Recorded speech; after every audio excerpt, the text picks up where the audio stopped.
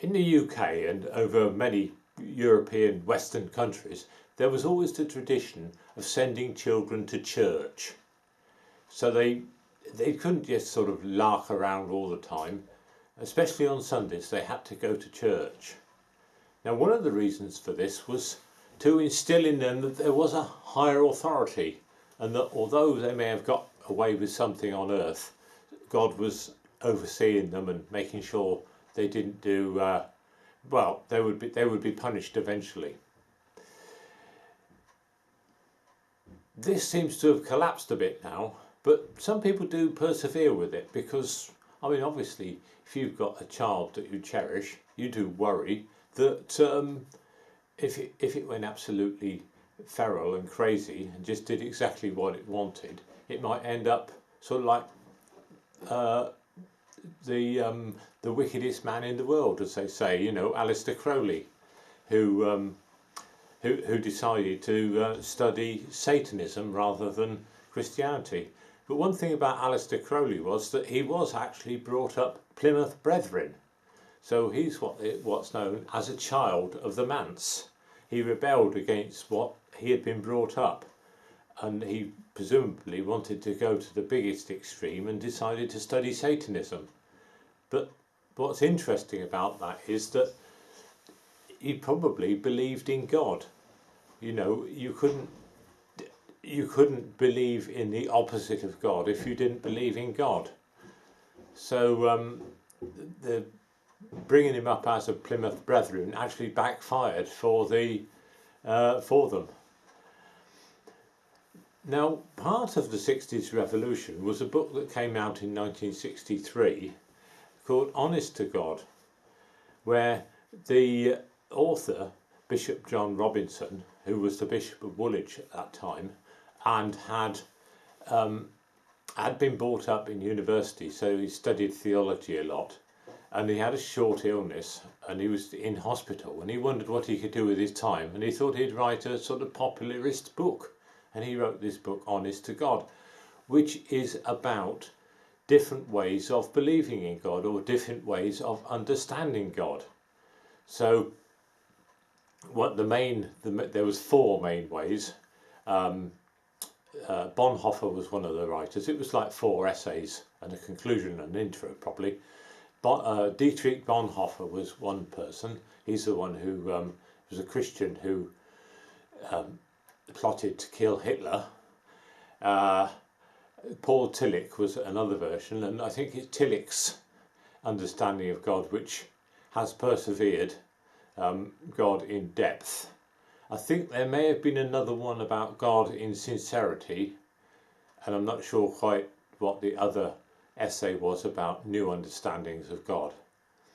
But obviously these 4 essays revealed to people that the old understanding of God, the policeman in the sky as it were, the one that had been keeping these children in order, and not only the one that children believed in, but also the vast majority of the common people believed in, that idea of God was dead.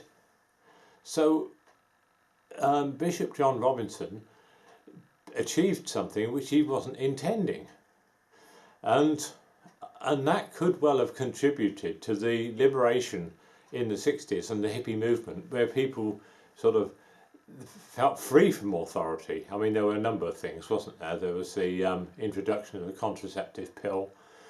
It was the after the war generation.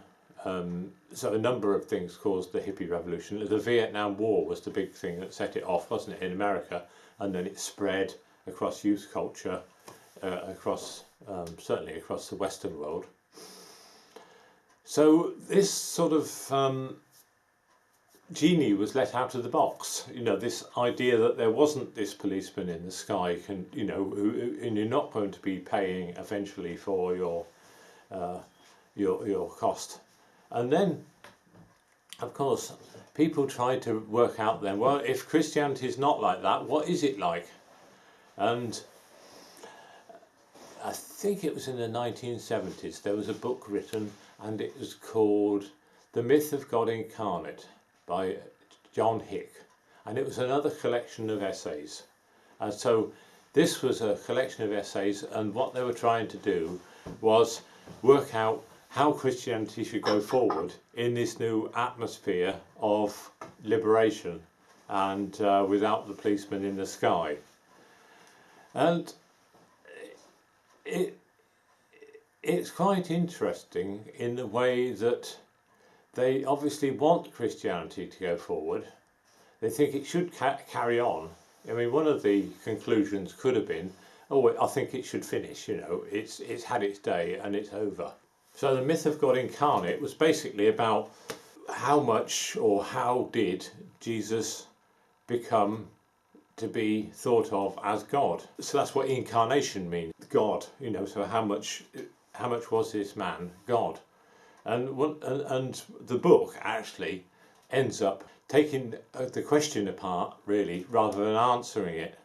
But one of the ways that Jesus did become God is because Jesus was made the second person of the Holy Trinity in the Western Church. So you've had Father, Son and Holy Spirit. So he became the second person of the Trinity, therefore he became part of what's known as the Godhead. It was a bit by default that he became God. But, I mean, in a way we know we are like gods, and in that way we're not much different to Jesus, because we've got all that godly potential within us. Well, not God in the traditional sense of the word, as the child was brought up to believe, you know, God looking over us even when no one else can see us. So we're not the transcendent God, who transcends this world, but we are the immanent, transcendence and immanent. We are the immanent God. We are the immanent God, but we're not the transcendent God. You know, we can answer prayers, we can do good, we can be angels, we can do all that stuff, but we're not. It's no good praying up to the sky to us. You've actually got to ask us in person. So the traditional view of God that John Robinson exploded, we are not that one. And the people who wrote the Myth of God Incarnate, I mean, it's on Wikipedia, various chapters, who are all university professors, and they're all sort of like dealers in God. You know, they rely on the idea of God for their work. Maurice Wiles, Francis Young, Michael Golder, Leslie Holden, Don Cupid, Maurice Wiles again, John Hick and Dennis Nineham. I think it was John Hick who took the main authorship. And they try to justify a sort of religion without Jesus as God, you know, just Jesus as a good person, a sort of a new thinker. He wasn't a revolutionary anyway, so he was quite passive, wasn't he? So actually people play down the book Honest to God, but it rather set a whole domino effect in motion, and it's quite an important book and quite secularisation effect. Right, bye for now.